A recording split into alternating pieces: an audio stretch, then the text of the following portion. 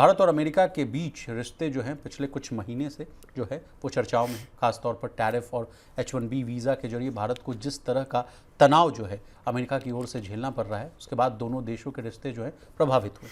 इस बीच भारत के विदेश मंत्री एस जयशंकर और वाणिज्य मंत्री जो हैं पीयूष गोयल अमेरिका पहुंचे हैं, जिससे उम्मीद है कि नए व्यापार समझौते पर बातचीत जो है वो तेज होगी।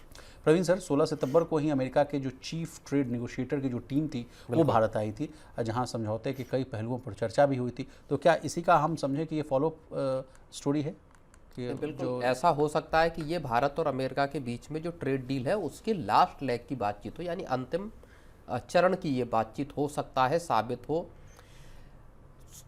रिपोर्ट्स इस तरह की आ रही हैं कि अमेरिका की तरफ से भारत पर ये दबाव है कि आप जल्द से जल्द इस ट्रेड डील को कंप्लीट करें, पूरा करें, क्योंकि कई चरणों में ये बातचीत हो चुकी है। बार बार दोनों देश के अधिकारी, राजेश अग्रवाल जो भारत के चीफ नेगोशिएटर है, उनका अमेरिका जाना हुआ, फिर वहाँ की टीम आई, लेकिन वो जो एक डील है उसको क्लिंच दोनों देश अभी तक नहीं कर पाए। और अब शायद आखिरी दौर की बातचीत या बिल्कुल फाइनलाइज करने के लिए संभवतः पीयूष गोयल जो है कॉमर्स मिनिस्टर जो है वो अमेरिका है।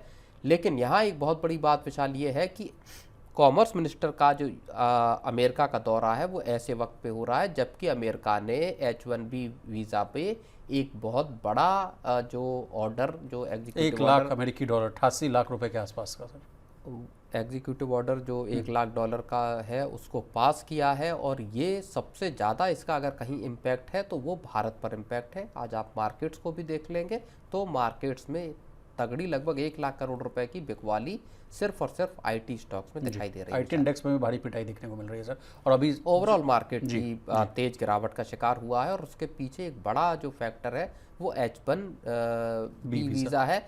बहुत सारे एक्सपर्ट्स और वो जो जानकार है वो भले ये कह रहे हैं कि इसका इम्पैक्ट बहुत लिमिटेड है, लेकिन इसका इम्पैक्ट होने वाला है क्योंकि देश की जो आईटी इंडस्ट्री है वो बड़े तौर पर अमेरिका के साथ जो कारोबार है उस पर डिपेंडेंट है। सर, कल अभी हम लोगों ने जो चर्चा कर रहे थे सर, जो मोदी साहब का जो संबोधन था उसके बाद कहा जा रहा था कि 73% जो इंडियंस हैं वो फुल्ली तरह से डिपेंडेंट है H1B वीज़ा लेने के मामले में। उसके बाद इसका असर देखिए TCS है, इन्फोसिस है, इन 2 कंपनियां, ये टॉप 2 ऐसी कंपनियां जो H1B वीज़ा पे सबसे ज़्यादा लोगों को वहाँ पे रखते हैं।